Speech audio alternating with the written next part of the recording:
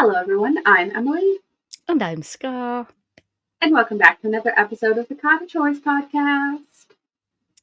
It's autumn, it's fall, it's cozy times, it's curling up with a book, blanket, cup of tea, cup of coffee vibes. Hell yeah. While it rains outside. Yeah, exactly. I mean, have I experienced that yet this year? No, because it's literally not the season, but I have been reading, and I know you've been reading too. I have, in fact, read things. There we go. We did like a kind of bookish talk at way back when at the start of the year-ish, looming into the new year, of like stuff that was on our TBR. So kind of a part two, but not part two of actually what we have read just over halfway into the year. A little bit late, but close enough. It's close enough. We had a busy summer, but now it's time for Hot Girl Autumn, and Hot Girl Autumn is reading, gaming, cozy. Oh, I mean that's all the time, but specifically the vibes are better when it's cozy. I got my frog blanket. You have your frog blanket. I have my fruit blanket, but it's off to the side, so I'm not gonna go up and get it. But I have my crochet fruit blanket, so I'm prepared for the reading. I've channeled my like Gilmore Girls fit ish with the Knives Out. Chris Evans' Knives Out came on it. Whatever you prefer as your reference point. So I'm ready. But last year I read, I don't know how many books I read. I was gonna say it off like I knew, and I don't know.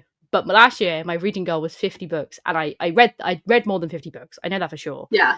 So I was like, set the same thing again. And this year I am behind. This year I am busier, but this year I am behind. And I can't lie, I love Storygraph.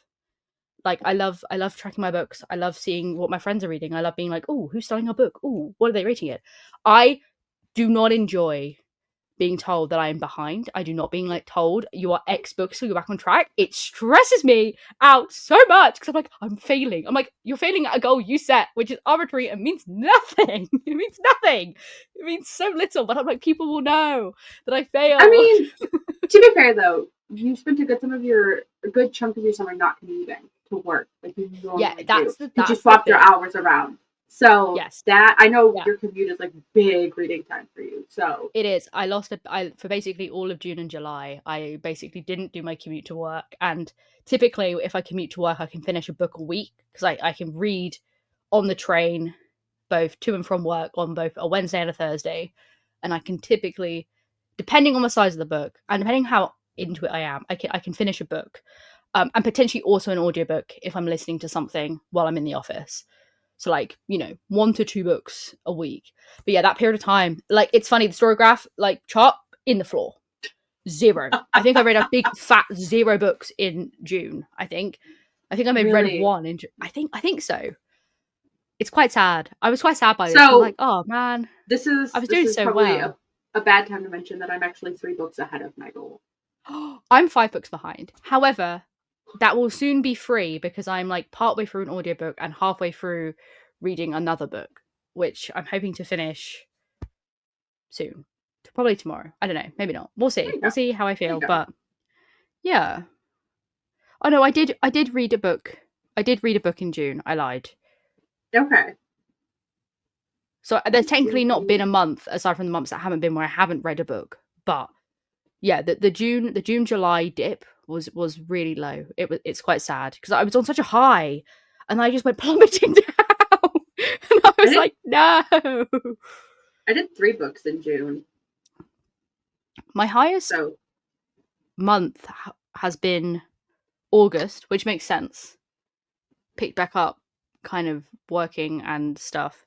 And yeah, so I read, my highest book month was August, where I read 6 books. I also read, but I didn't read the most pages. This is interesting. Oh, this makes sense. Because I was like, I read the most books in August with 6, but I actually read the most pages in April. And that was when I was reading like the big books, like the Poppy War trilogy and things like that, where they were like humongous books. So whilst I didn't power through a lot of books, I read a lot of pages. What's funny for me is I've been doing a lot more audiobooks this year. Yeah. Me too. So like my books read and my minutes listened are both like woo, really high, and then my pages is just like very low at the bottom. Very low. Because I just like I'm reading, I'm just not doing as much like ebook or physical book reading. It's like right now I've got 25 books. I've got 3,313 pages, but I have 181.8 hours of audiobooks. Yeah, I'm over my audiobook goal. I set my goal as 50 hours and I've already exceeded that, and I'm listening to more. So that is good for me. But yeah, I've read 32 books and I've read 10,591 pages. But a lot of those are like those massive books I was like getting through. Like I was reading like 700-page plus books that just like massively bolstered that count up. I set my audio goal to 200 hours and I'm absolutely going to crush that. Yeah, you are an audiobook queen. You are up the, I've been trying. The thing is, it's like I do enjoy an audiobook, but at the same time, I sometimes like lose what I'm listening to because I kind of like zone out and then I'm like, oh shit, I was not paying attention. There's very specific books that I listen to in an audio version. Yeah, I found that too. Like I read Six of Crows this year. I never could have done Six of Crows as an audiobook. There would have been too much happening and everything like that. In fact, I actually started The Picture of Dorian Gray as an audiobook, and I'm struggling. So I don't know if that's going to be audiobookable. I would say probably not if you haven't like as a first time read, no. Because you're like, I actually have no idea. Because there's so many people and you're like, I don't know who these people are. And this means nothing to me. You mean nothing to me. I do a lot of like mystery thrillers as audiobooks because those are pretty easy, and like if I miss minor things, it doesn't overall impact my experience.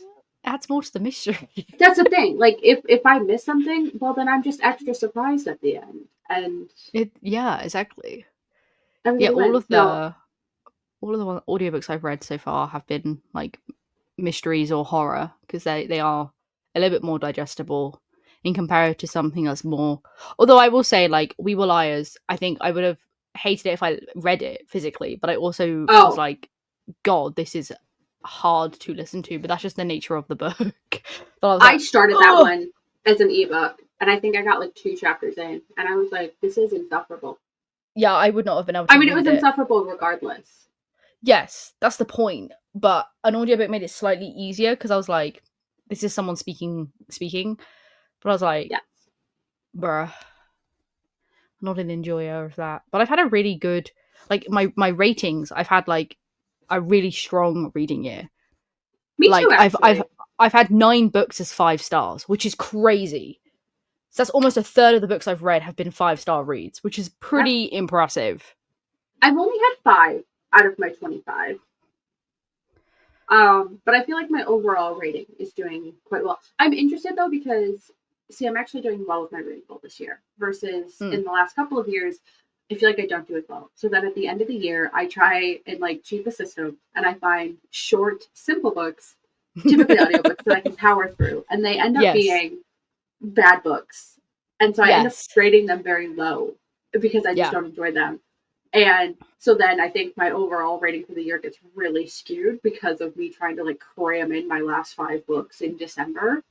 But this year I'm already ahead of the game. Exactly. So I'm hoping. But yeah, I've a lot of mine have been 4s or 4.25s, which honestly, like to me, is a good rating. That's good. Yeah, that's a good read. Anything like 4 and above for me, I'm like, this was good. Like I found enjoyment in this, some more than others. Like, but like, yeah, I would recommend. I'd potentially read again. Like, yeah. Yes. It's interesting to me because like I've seen people make like TikToks about it of like 1-star reviews of my favorite books, and like I think they're funny. Don't get me wrong, but I think what baffles me most is I have never in my life rated a book 1 star. The reason being, I just won't finish it. Like, if it's that terrible to me, I will DNF it before I finish it just to rate it 1 star. Like, honestly, I don't think, at least this year alone, I have not rated anything lower than a 3.5. Because if it's worse than a 3.5, it's I'm not finishing it. Like, it's going on my DNF list and I'm moving on with my life. I also like try to be a little bit more. I think it's also because like on Book Talk specifically, and like in general the book community, they consume so many books and buy so many books that they are just buying books that are like not their vibe. Whereas like I feel like we try to be a bit like a lot more intentional with books we buy or choose to read. Like, don't get me wrong, there are some things where I'm like, oh, maybe I didn't enjoy this as much as I thought I would, and that's fine. But like I kind of know what I like, so I tend not to stray out of that bubble too much.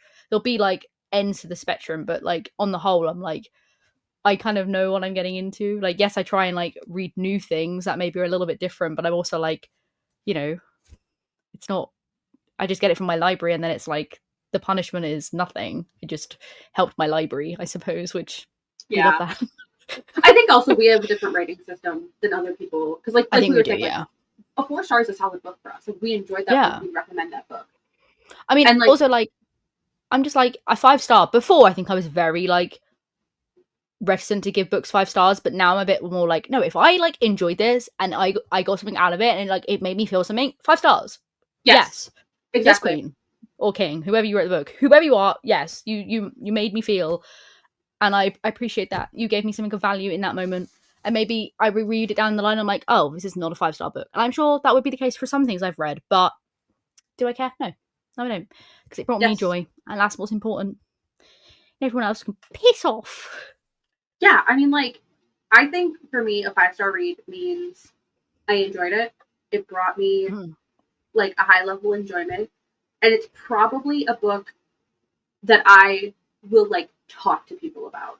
Like, yes, I will go to people and be like, "Oh my god, I just read this book. It was fantastic." Yeah. So like, The Cruel Prince, that's one of my number ones forever. Six of Crows and Crooked Kingdom. Yeah, it's so like one of those things where you see them in a book, you see them in a bookstore, and you're like, oh, and I'm like, I own this. Book. I maybe own multiple copies of this book, but I'm so like, yeah. Like for me, like one of my biggest like you've heard this because I've recommended it like to you, I've recommended it to our friend Catherine, I've recommended it to a lot of people. But one of the books I go to, which probably is like if I had to tier list all my 5-star reads, that is probably at number 1. Maybe it's being shelved, but Project Hail Mary is the book that I probably talk the most about out of my 5-star reads. So I'm like, I think it's the most that most people would enjoy because it's sci-fi, and if you enjoy sci-fi, I think you definitely enjoy it. But I'm also like, I'm like, it's so good, and there's a movie coming out, but the movie trailer spoils the book, so don't watch the movie trailer if you're interested in watching the book, because they spoil like one of the biggest things in the trailer, and I'm like, guys, really? I'm like, maybe the movie will be bad, but I don't care because I will be sat there and I will watch it because I'm interested to see what they do. But it's such a good book, and I'm like, I want to be able to talk to people. That's why like R.F. Kuang is phenomenal and is one of the best writers like currently, because all her books have stirred a conversation, have stirred people to talk about them, even in a positive or negative light. And I'm like, if her writing's eliciting such strong feelings on both sides, it's good writing. Good writing can be polarizing and probably should be polarizing, especially when it's covering like the topic she is. Because I've seen people like slander the Poppy War, and I'm like, I mean, to me, I'm like, that is phenomenal. It's like one of the best trilogies written, but I'm also like, it's not for everyone. It's not for everyone. But that's like, I'm like, yes, girlie. And then she's like, I'm writing another book, and I'm like, yes, I'm there. Money on table. Like, I know. I literally bought Catabasis. Have I read any R.F. Kuang? No.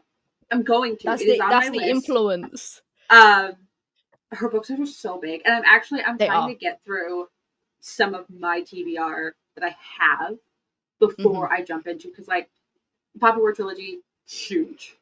Fable, huge. So I'm trying, and I'm also like, I'm really trying right now, especially to like get rid of some of my single books before doing any more series. Me too. Because I feel like I get really stuck. Like, I actually still have not finished the Once Upon a Broken Heart series. I read the first book and it was phenomenal and I enjoyed it, and then didn't read book 2. So I think I gotta finish some of my like onesies before maybe even a onesie twosies. Like, I did Six of Crows, Crooked Kingdom, but like, I am not touching King of Scars, Rule of Wolves for a hot minute. I haven't even touched them yet. And I love Leigh Bardugo. I love Nikolai. Like, I haven't very excited. They've been on my shelf for a couple years and I still haven't gravitated towards them. Not because I don't want to, but I'm like, they are But then it's like I can't say they're big books. I've read big books, so I don't have that excuse anymore. But I highly recommend reading those digitally because Six of Crows and Crooked Kingdom were also large, but they feel much more consumable. Yeah, but I already own the books. Yeah, just rent them for your library though. Like I'm not saying that's true. That's true.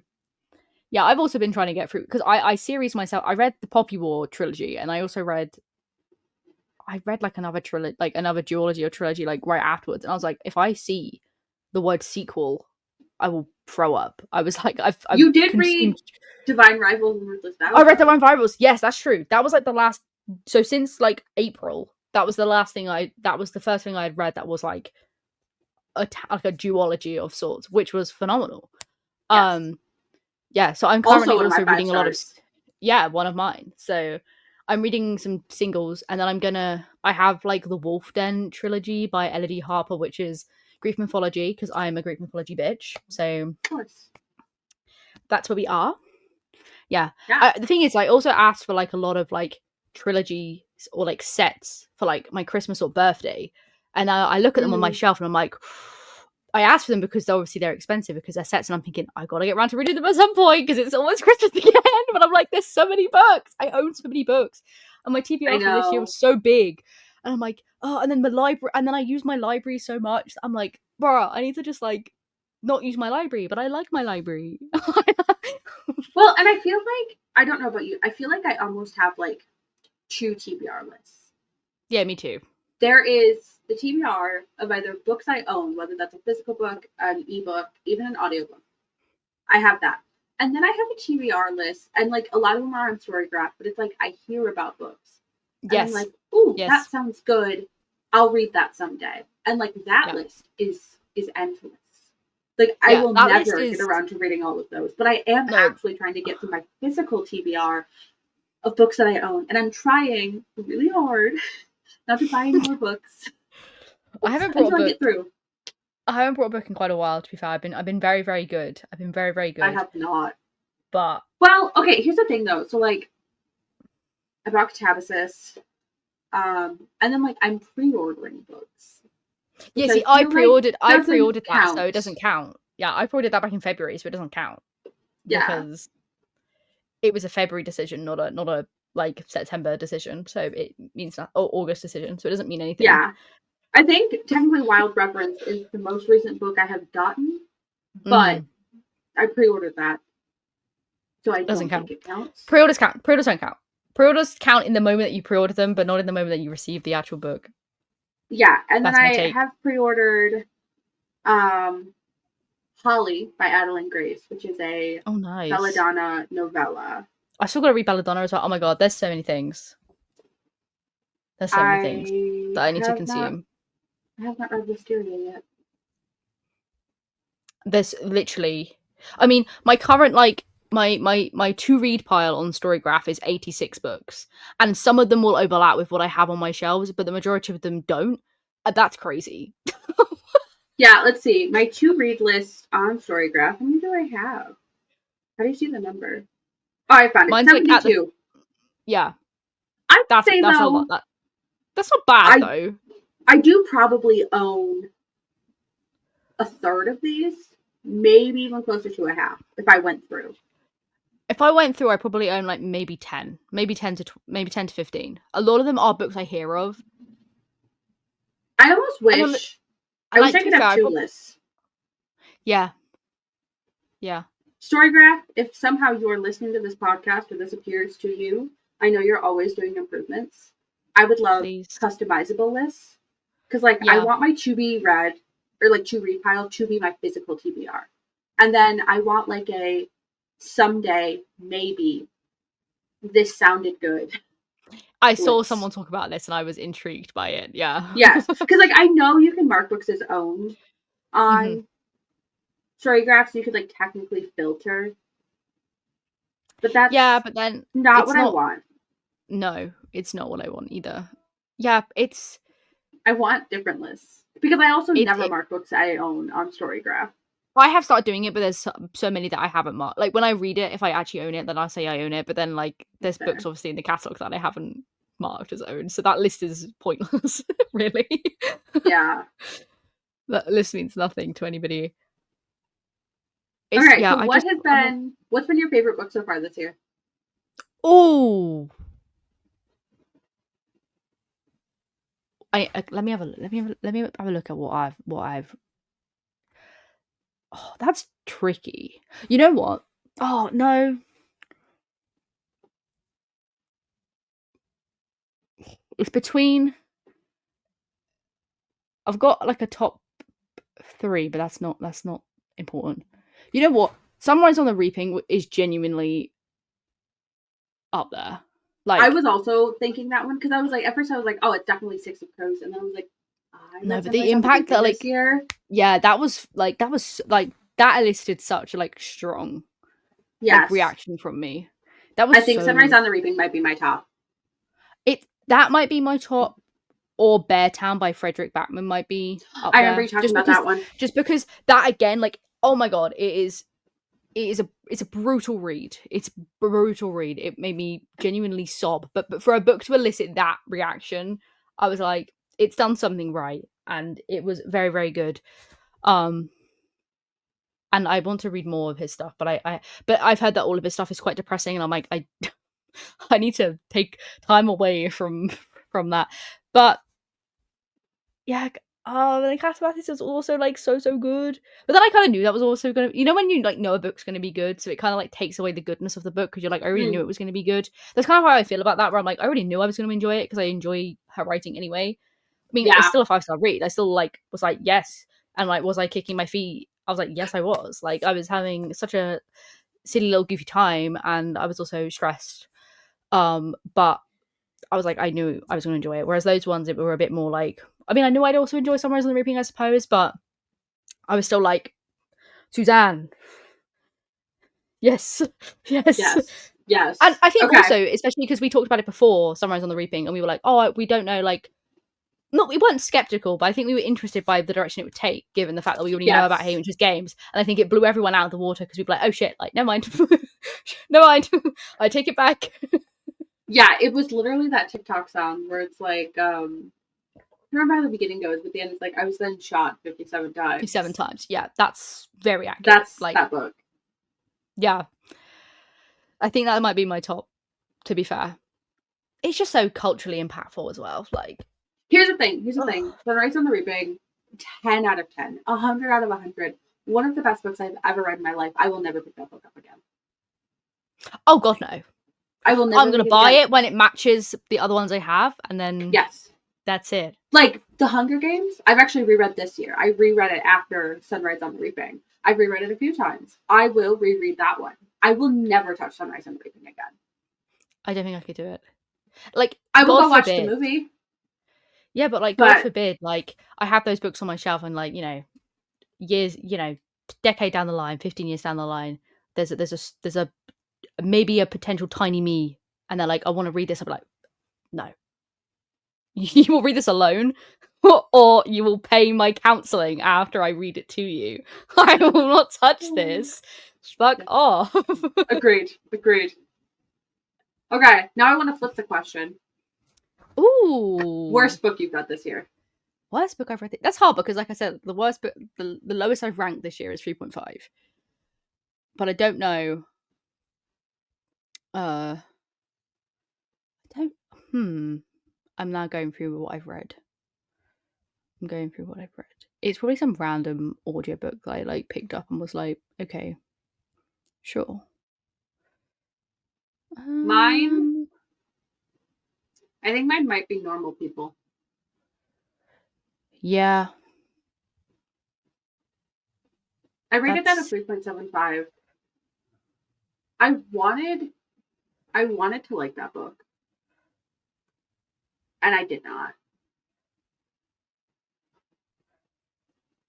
I think mine might be...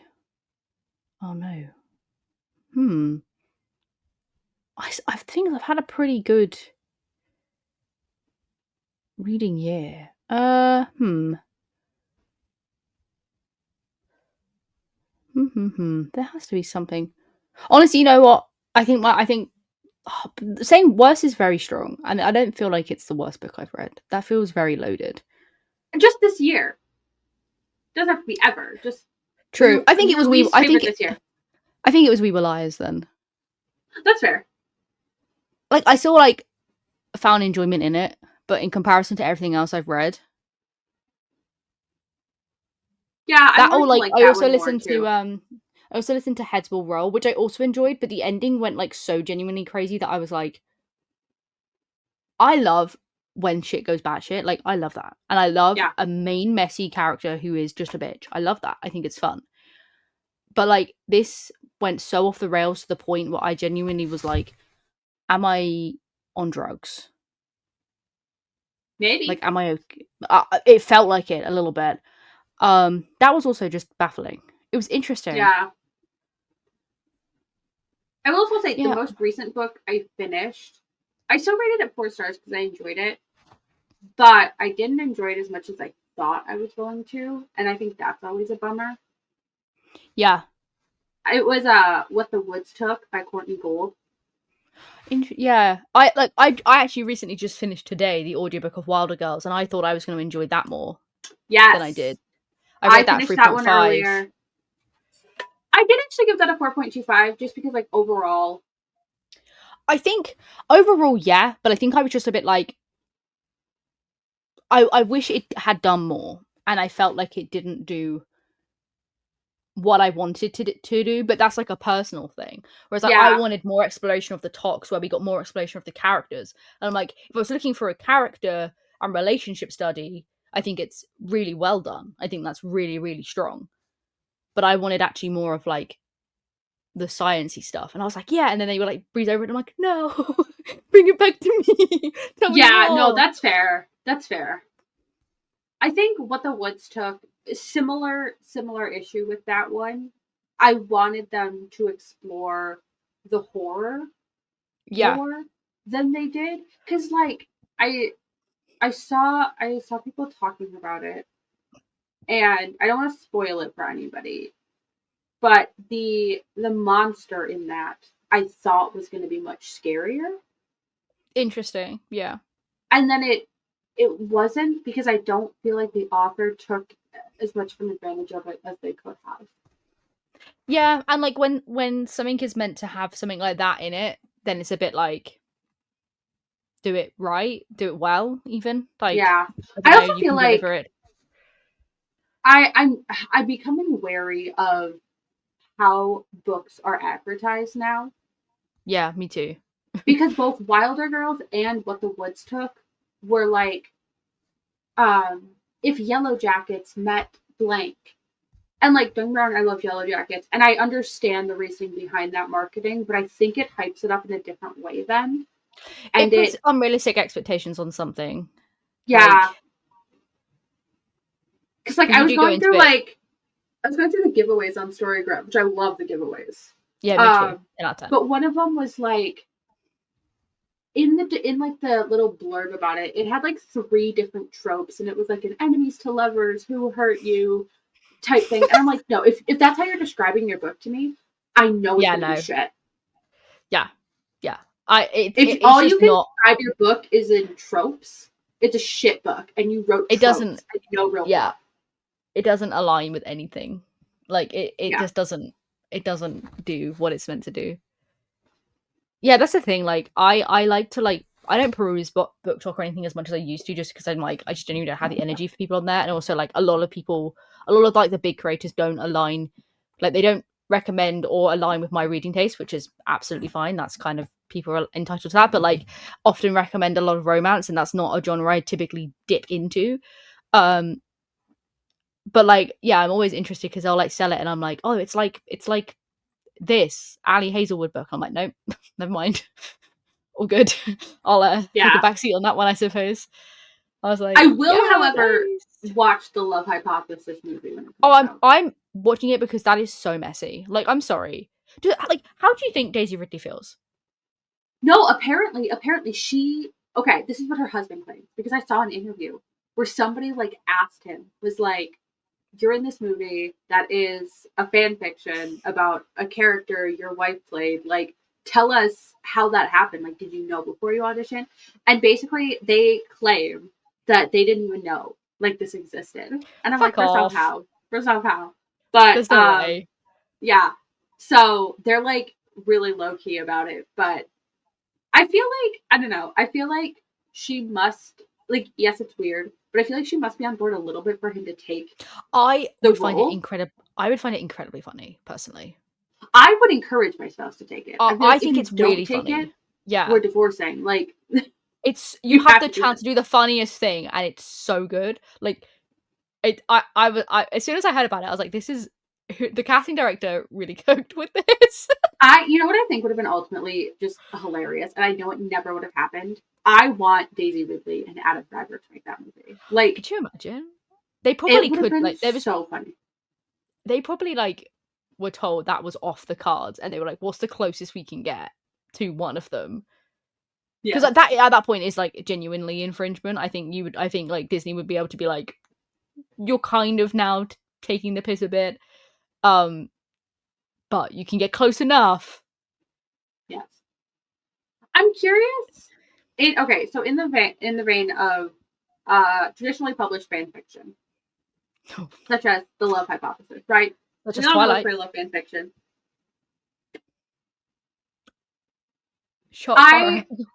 Okay, so there in the last few months have been a lot of traditionally published Hermione fan fiction, specifically. Another one's at the shelves. Which one? Alchemized. Oh, is that one out officially now? I remember hearing about that one. So I think that makes like what, 4 or 5 in like 5? this year. Yeah, a lot. Now I know one of them was kind of under fire because it was like using Hermione fan fiction as part of its selling point, and I think that was the publisher. I don't think that was the author. Yeah, but I saw people talking about how even reading and promoting these books is like anti-trans and anti-LGBTQ because they initially started as fan fictions in that fandom, and I honestly that's incredibly that's incredibly complex. That's incredibly because complex. I see what they're saying, but also respectfully, I disagree.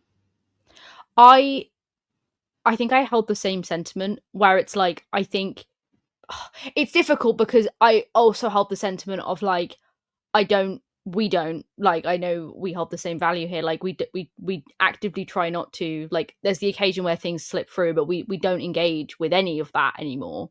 Yeah. So there is that element of like, therefore I wouldn't like write fan fiction for it in that vein, and therefore do I hold other people to that same level? Yeah, I'd like to hope so. So then at that point I'm thinking, well, that contradicts the idea. I think it depends when it was written, because I think there's an element of like, some of this fan fiction that has been published came out like, not that it's any different, don't get me wrong, because I think you're still like, inherently you're still profiting from the franchise, but you are not necessarily giving money to the villain of it all. Right. I think if you're like, if I had like, if say for example someone had written fan fiction like last year and then got it published, I'd be a bit like, you were like still actively engaging within a fandom that is not that you can't. It's difficult because I don't want to tell people you can't enjoy something. Yeah. Because I'm like, I find it hard because there's the level of like, at what point can you separate it, especially because like inherently it's very controversial with a lot of things, not just like her beliefs being put onto it, but it's also like, if you're not giving her money, is it necessarily a bad thing? I don't know, but I'm also like, that's not for me to speak on either. Like, yeah, obviously I know we're both coming from this as cisgender people. Yeah, I'm like, don't have the like authority on that at all. It's hard. That's complicated. Because I think you're right, because if you're using it, because there's the element of people will know, like the same with like, you know, Love Hypothesis. There are people who don't know that it's fan fiction, right? And like, I've even told people, I'm like, they're like, oh, I've told people like, this is what this is, and they're like, oh, I didn't know that. I'm like, you wouldn't, like, if you're not in the sphere, you wouldn't know, right? Exactly. But that's the point. That conversation is spurred because people will be like, oh, did you know it's blank? So you're bringing it back into the conversation, I suppose. But then it's also like, it's not hers, but it's her IP. Yeah, but it's different enough and distinct enough. And usually these people are typically these people are like against her. I think it's just I struggle with because like I agree that it spurs the conversation, but like I highly doubt. I'm not saying it's impossible, but I highly doubt someone is going to read a traditionally published Hermione fan fiction, find out it's Hermione fan fiction, and then go read Harry Potter for the first time. That's very I just true. don't see that leap happening. So that's very true. I agree that don't use Hermione as part of your what's the word I'm looking for? Promotion.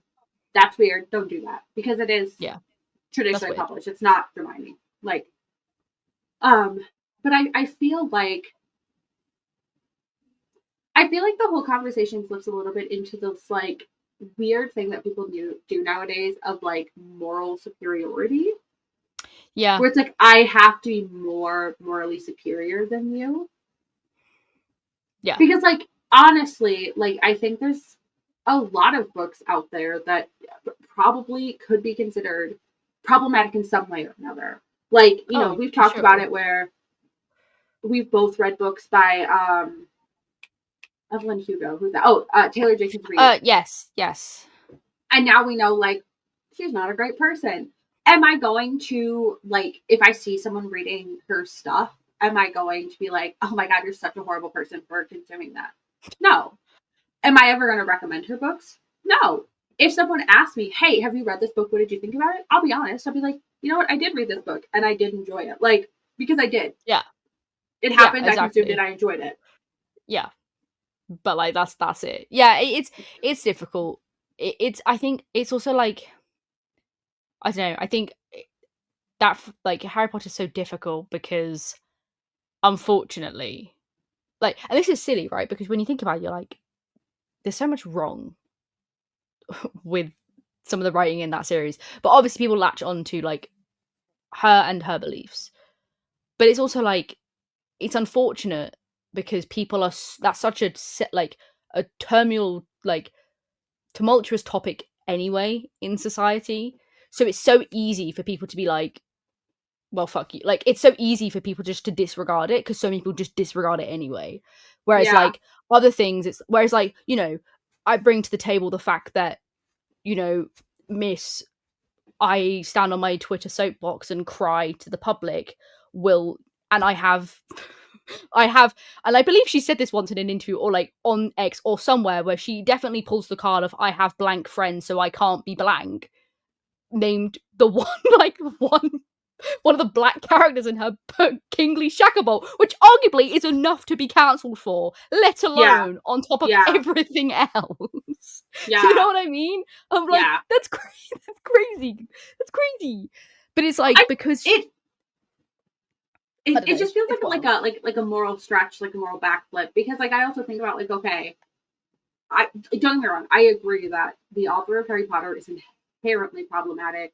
And she's done a lot of damage, particularly to the UK. Okay, I'm not excusing any of that. Yeah. Like, if you really want to go down that route, then we also shouldn't watch The Love Hypothesis, because The Love Hypothesis is based on a Reylo fan fiction, which is Star Wars, which is owned by Disney, and Disney is an inherently problematic company. Yes. So, like, it to me, it's like that same. The web extends. Like, and that's why I also say, like, I believe in boycotting and what makes sense for you, but at the same time, there's no ethical consumption under capitalism. There is not, no. There is not, and there's always loopholes, and there's always ways to toe the line. And I think also it's difficult, like for example, also, you know, speaking of like people who wrote big franchises who are problematic, like we can't not talk about Twilight. Twilight's also a fan fiction, like was written as fan fiction. That's not the point. The fact that it's like inherently harmful to like native communities and native people is present there, and the author has not been necessarily the most receptive to that criticism, and people have been kind of on it for years and asking them to speak out on matters of, you know, land being taken away, and they haven't like reciprocated on that. And also, you know, a character being a Confederate soldier, because that's cute, that's quirky.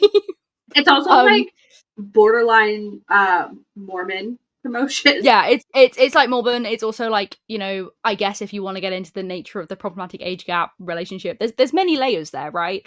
Right. But I think, but you look at the two situations, and the reason they're so vastly different is because one of them, like, is still a bad person, but like privately and quietly is a bad person. Yes. One of them is the other very one loud. doubled down. Doubled down. Where it's like I will still.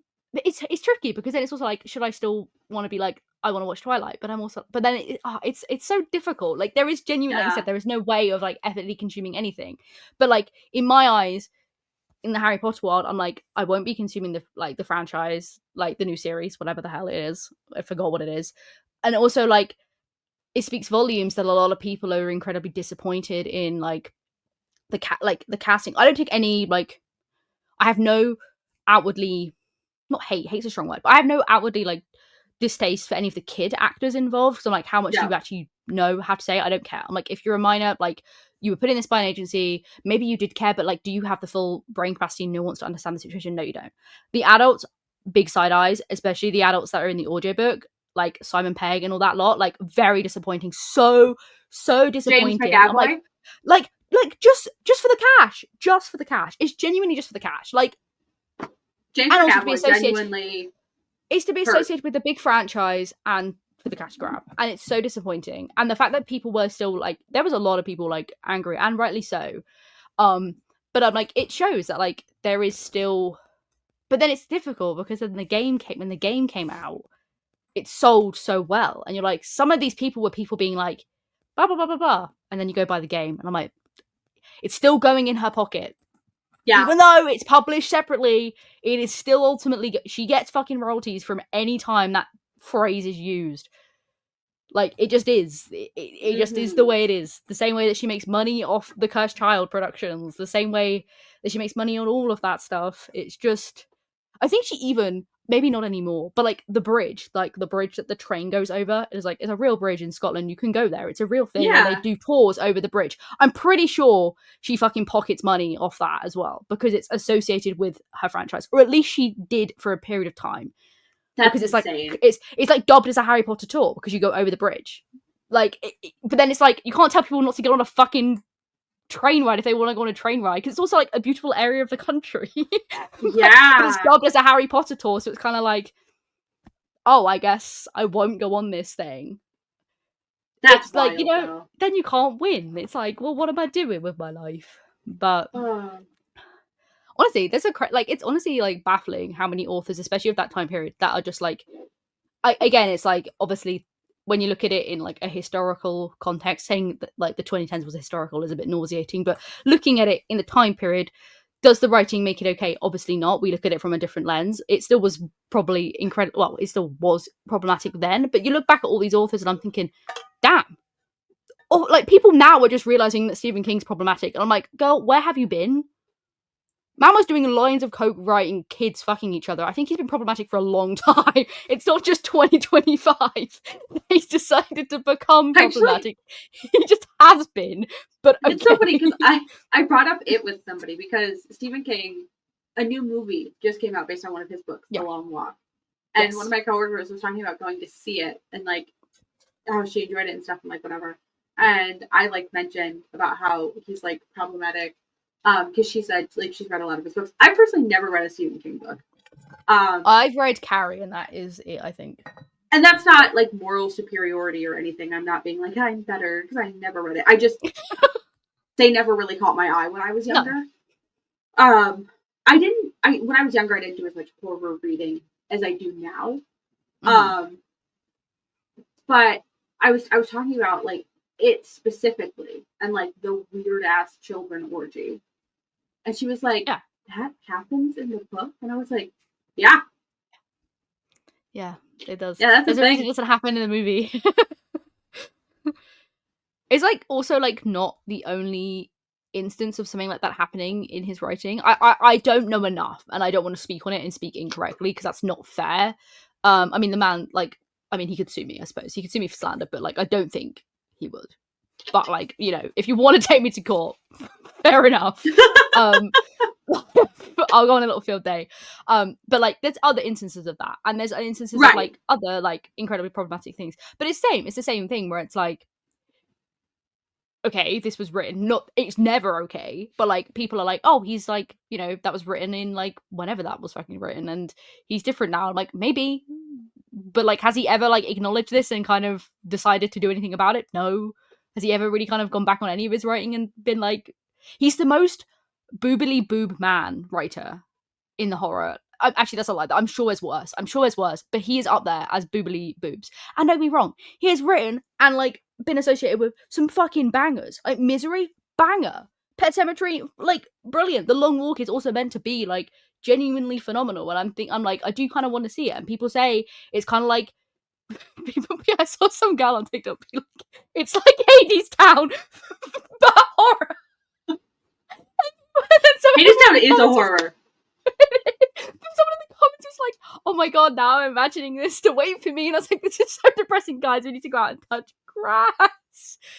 But it's like, where do you draw the line? Like, I don't know where that line exists, because he has his fingers in so many pies producing movies and being associated with things. You'd boycott so many horror productions because he puts money behind them and things like that, where it's like, I don't know. Yeah. I literally think like there are so many authors and so many people who like produce media that have done something definitely that is cancel worthy that I'm just not aware of. I know that. Well, for I certain. think about. I'm like, you bought me a book. We did our Christmas exchange a couple of years ago, and you bought me a book by an author that neither of us knew was problematic. I happened upon a TikTok talking about this author and the problematic things they've done. And I did my own research into it, and I was like, "Oh, holy shit, that's coming off my shelf immediately." Yeah, that was crazy. I don't fuck with that. No. And I told you, and I was like, "Hey, I'm just being upfront with you." And obviously, I do not blame you. You would not have bought me that book. No, I had literally no idea. But like that's the other thing. Like, yeah, you don't know what you don't know. Yeah, like exactly, and also like there's also the element, right? And this is also where it becomes. This is where the topic becomes incredibly difficult, because I actually watched like a video essay on someone talking about this where it was like cancel culture and classic literature, and it's like, are you going to go back and cancel? Are you going to go back and say people can't read The Great Gatsby because F. Scott Fitzgerald was a dickhead, like was a bad guy? I mean, he was a dickhead though.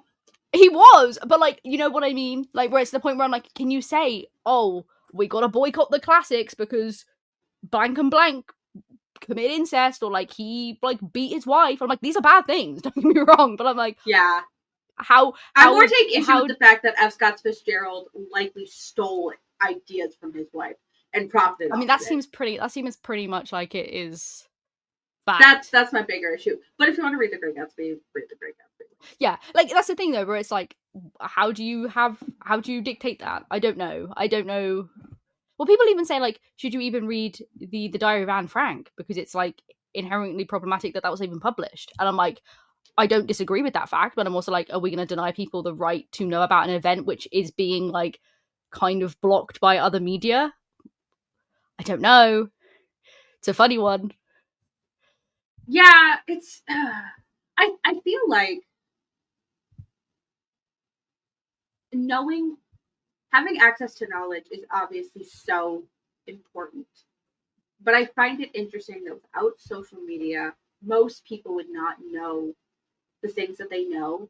And like, I am a firm believer that we are not meant to know this much. We are not meant to consume this much stuff. No, for sure. It's because like if you think about your brain, like even just our parents growing up, they didn't know about every single war happening in every single country around the world. They didn't know every single thing that was happening. And so it's like, you know, with all these major events, and it's like, well, don't you care? And it's like, I do care, but like, I only have so much capacity to care and to like process what is happening at a global scale. Yeah. Like, we were never meant to know globally you're so all right. of this stuff. It is, we like on the daily consume what is almost effectively global news constantly. Yes. Obviously some is more heavily policed than others, and some doesn't reach certain countries or certain outlets, and it's skewed and it's written by the people that write. But yeah, you're right, like, and that's on top of like the other stuff you are choosing to actively consume. That's just like passive consumption through like scrolling or being a person in your daily life, like listening to the radio. But then like actively consuming like what you choose to read or watch or listen to or anything like that, then you have that on top of it. And it's really like it's also fascinating because there's some people who like basically only what I would say passively consume media, and those are the people that are like, and I'm like, you have how you have energy to do anything. I mean, they don't. That's the reason they don't actively consume anything, because they don't have the energy, because they're so in the bubble of everything else, which I think is incredibly important. Being aware and having the privilege to be aware of things and not experience them firsthand is like it's a great thing, because it provides you with tools and understanding and a lot of empathy. But it's also at the same time incredibly exhausting, as it is for the people going through those situations. But it's also like I can't impact it if I don't have extra energy or capacity to do anything. I can't make change if I don't have that in excess, because I'm just then existing a husk or whatever. I'm actually doing anything with the knowledge I have? No, because I don't have the ability to. And like, that's no one's fault. And like, it's just the way that society is built. It's like the news is also almost there to drain you, so you kind of don't outwardly talk or consume about any of it, because it's like, well, if I give you 15 shit things, then you won't talk about the one good thing, and that's happening because you can't, because you'll think about all the shit things that happen in the world.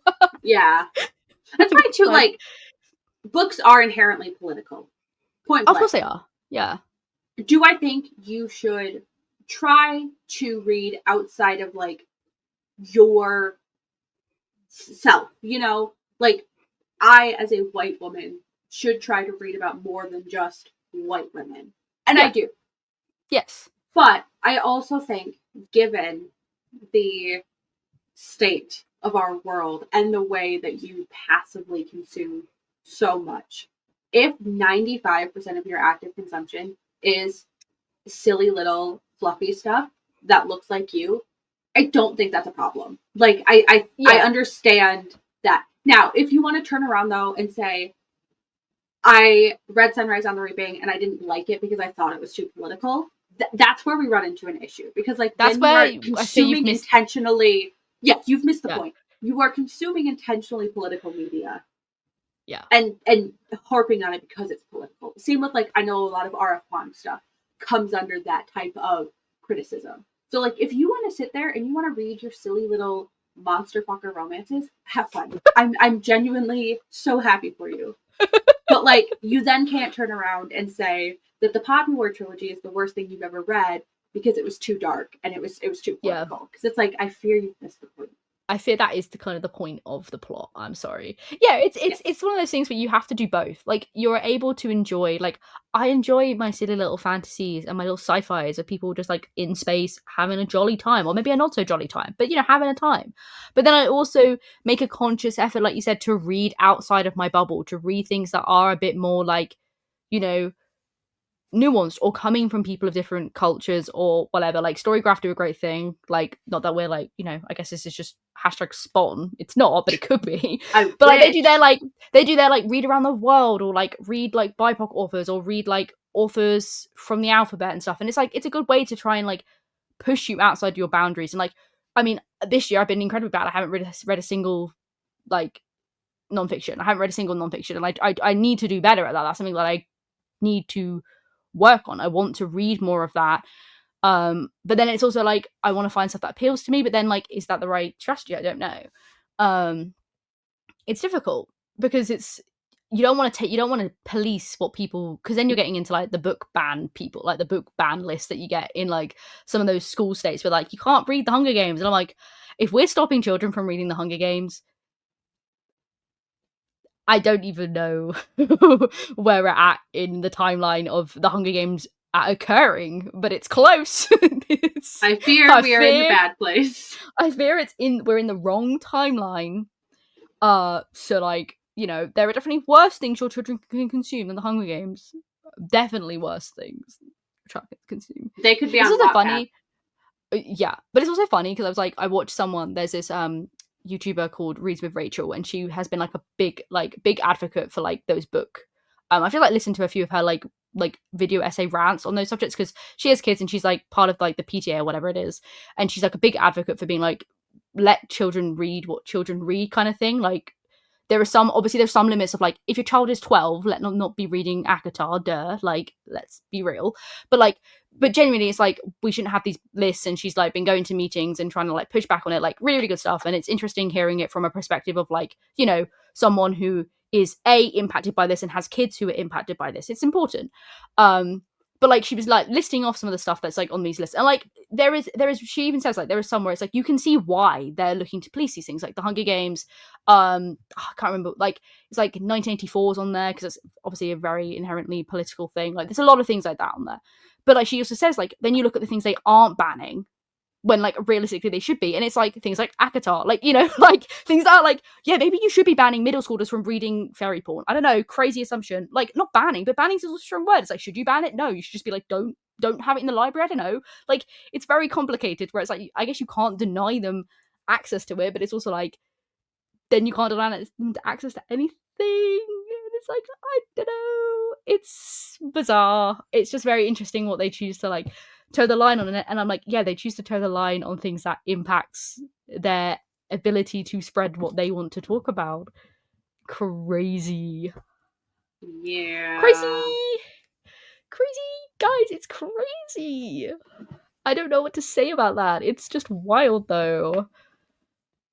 Yeah. I did see a review of The Handmaid's Tale, and someone said it's too political, and I was like, I think you have genuinely don't have a literary consumption part of your brain at all. Yeah. I'm like, I think we need to like back up a little bit, guys, and like maybe take a nice little lap of the plaza, go outside. I think like I know my local Waterstones have started doing it, which is like really good. Whereas like they have tables like the classic like fiction, like best fiction and like best whatever, like new sellers, like upcoming whatever. Obviously to sell you in, but they also do like real world reads where it's like books that are like some of them are non-fiction, but some of them are where it's like if you want to like learn more or know more about things that are happening in the world, it's like here are books by like there was like a book by like a Palestinian author, and it was a bunch of poems from like women in detention centers out there, and there was like an autobiography from like someone who was like held a prisoner of war, like things like that, where it's like putting that front and center, where it's like you are not like pushing it to be like you need to consume this because it's important. Like I think it is important, but it's also like you are giving people the option and you're putting it on the plate and you're inviting the conversation naturally, as opposed to being like, here it is. Like, and I was like, this is good, Waterstones. I appreciate this. Nicely done. I like that. Yeah. All right. Well, to no one's surprise, we went on a tangent. Yeah, I mean, we just do that. We just yap a wee bit, just a wee bit. So, but it's important. Books are political. It had to get political. Had to get nuanced. Let's bring it back. What are you currently reading? I'm currently reading 2 books. I'm listening to an audiobook. I'm reading on my Kindle. I'm currently listening to because basically I'm listening to this because I've heard it's good and it won the Booker Prize or was nominated back in 2019. But I'm listening to My Sister the Serial Killer, which I'm about 30% of the way through. Mainly I am listening to it because it is short enough that I can listen to it still with the remaining audiobook credits I have on Spotify. Nice. But I had it already saved in my library, and I was like, yes. I was like searching for one that was under 6 hours, and this was one. I was like, woo! So I'm listening to that, and then I am reading "Bury Our Bones in the Midnight Soil" by V. Schwab. Schwab. That was on my list for October, hopefully. Yes, so. I'm about halfway through it. It's very good. I'm very much enjoying it. It's very interesting. I'm curious Did you read Invisible Life of Addie LaRue by her? Yes. Would you say it's as good as or better than Addie LaRue? I say I would. I really enjoyed Addie LaRue. I know a lot of people don't. I did too. That's difficult because I would say that a lot of the impact that I got from Addie LaRue came from the ending. So I okay, fair. Can't speak. I would say it's definitely like there. Like I'm very much enjoying it. I like it. Like I'm vibing with it. It's cool. Okay. I can't really say much more than that because like then I'm just like leaning into spoilers. No, that's fair. That's fair. But yeah, I feel like if you do enjoy the other stuff, you'd vibe with this. It is definitely different. I have it. I purchased it. Yeah.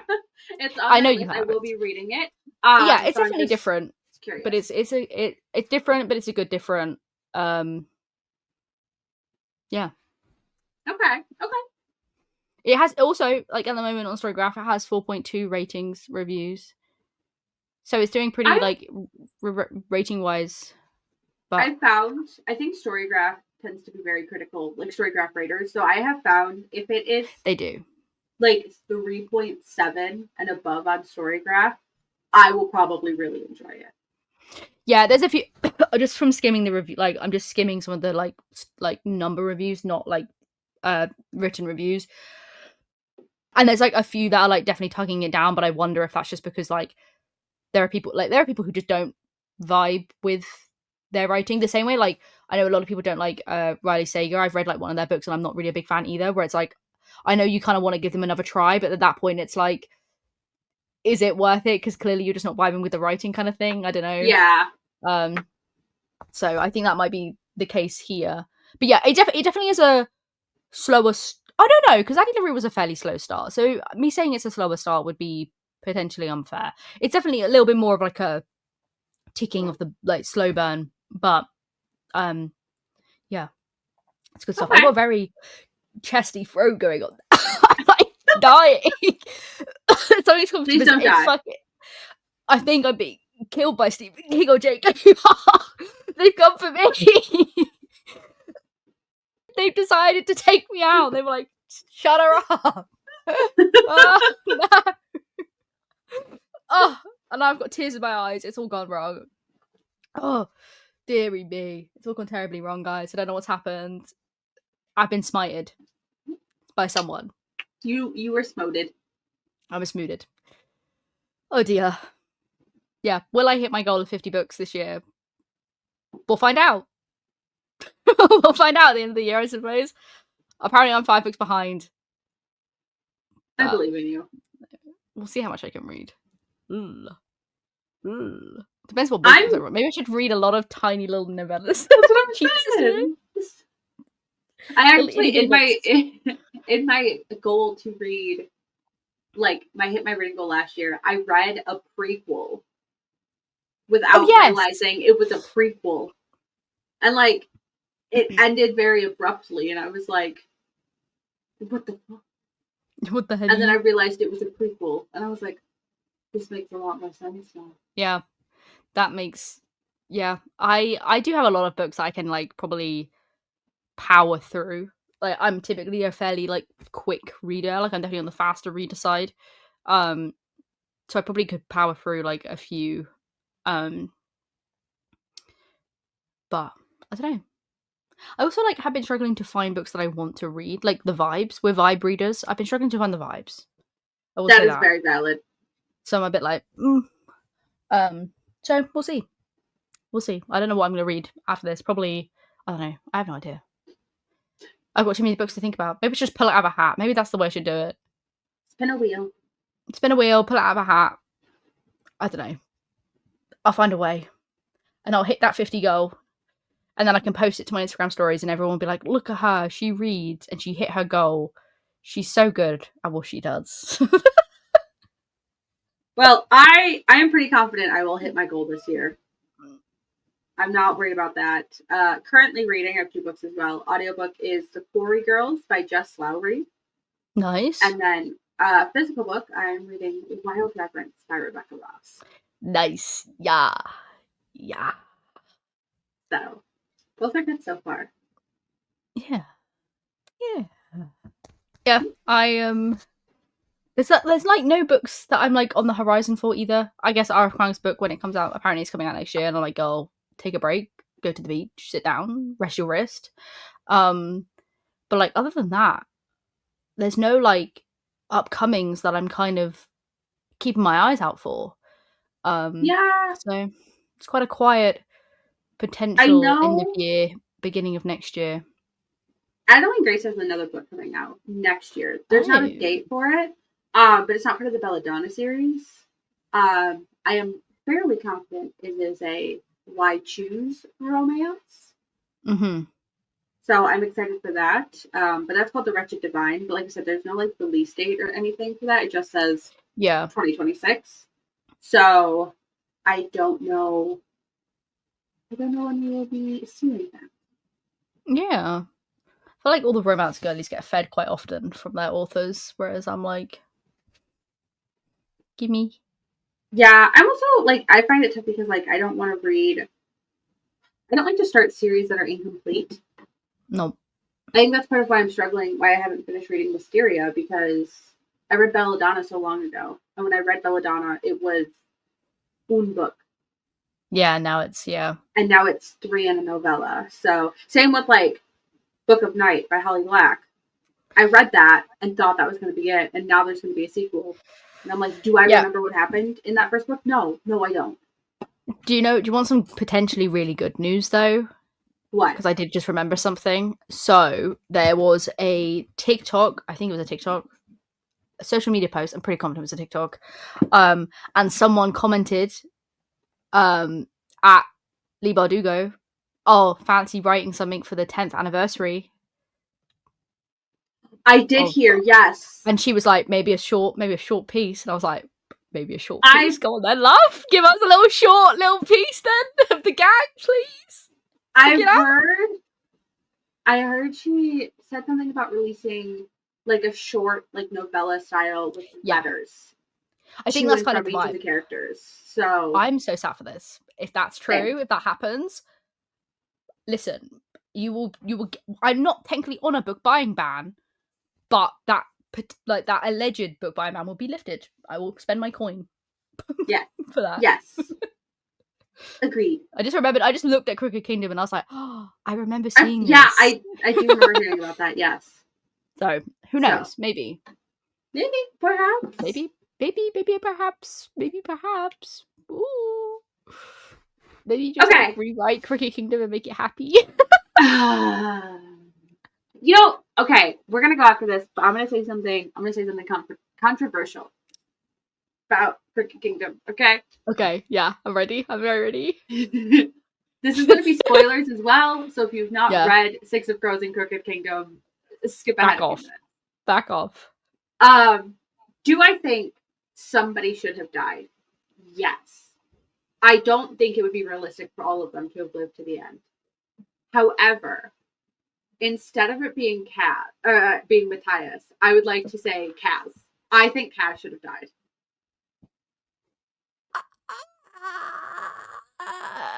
I just don't think. Oh, I do love it when they kill off, like, I know they're all main characters, but realistically, he is like the protagonist. Yes, and I get that, but like here's my reason. Okay, I think you could argue for or against any of the characters. I was gonna say, yeah. But I think what would make it so powerful about Kaz is he spends like the whole books, both of them, his only real goal, like, yes, he loves Inej, we know that, but his only real goal is to get revenge, and he doesn't really give a shit about anybody else. Not really, No, like, he is very much, everything is a means to an end at the end of the day.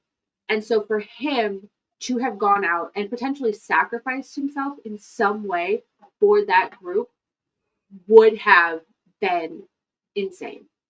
It would have been insane. It would have been insane. I think it would have actually hurt so much more than Matthias. So,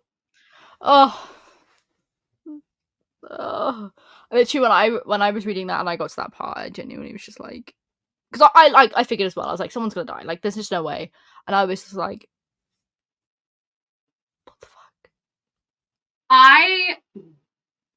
I had it spoiled. I knew Matthias died, and that's on me. I'm not blaming anybody. I waited too long to read those books.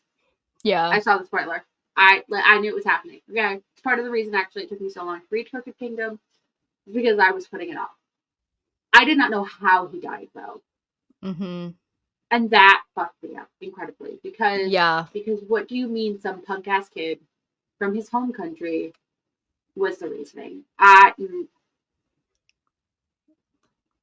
Yeah. Yeah.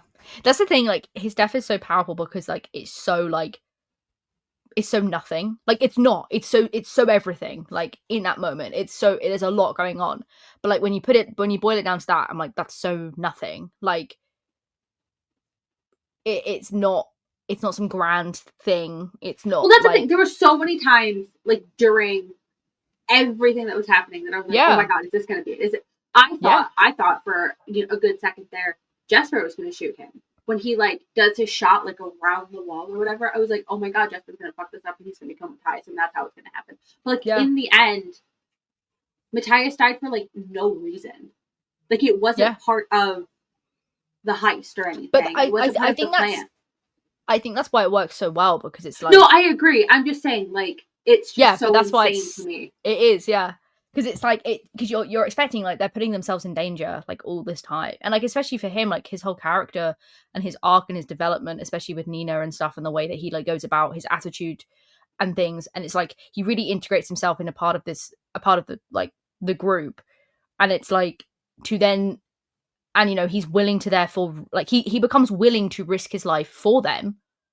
Like, he becomes part of that, where he's like, no, I understand this is, like, my responsibility as well as your responsibility to keep me alive. Like, I understand we are, like, components here. So then to lose your life not even doing that, just kind of doing nothing but exist is crazy. Well, it's such an interesting, like, full circle he was always like he was always one of those characters where, like, it felt like like the Matthias of old felt like he should have died on a bigger merit, doing something grander. But then that choice was taken. Wow, he lost that choice by the choices he made, I suppose. And then it was just like, here you go. And it's interesting because his viewpoint and his hatred started his cycle, and it ended his cycle. Yeah. So, anyway, done talking about Crooked Kingdom. Let us know in the comments what you are currently reading or want to read next. We'd love to hear from you. Love a good book recommendation. So you can also share what your favorite book so far this year is, or your least favorite. I also enjoy hearing what people don't enjoy. I do too. And if we've mentioned a book and you're like, oh, I don't like that book, tell us why. I want to know. I'm curious. I'm always nosy. I'm just like, yeah. Also, if we mentioned a book that you don't like, that's okay too. Like, people are allowed to like different things. Yeah, we align pretty well on our reading tastes, but, like, I definitely have very different reading tastes to, like, other people in my life, and that's literally completely fine. So yeah, exactly. So it's all good. My thumbs got blurred there, but it was all good. Toodles! Bye-bye. Thanks so much for listening. If you haven't already, make sure to subscribe so you never miss a new episode. To stay connected with us, then follow us on social media, which are linked in the description. I've been Emily. And I've been Scar. Tune in next time for the best cottagecore podcast for the cottage whores.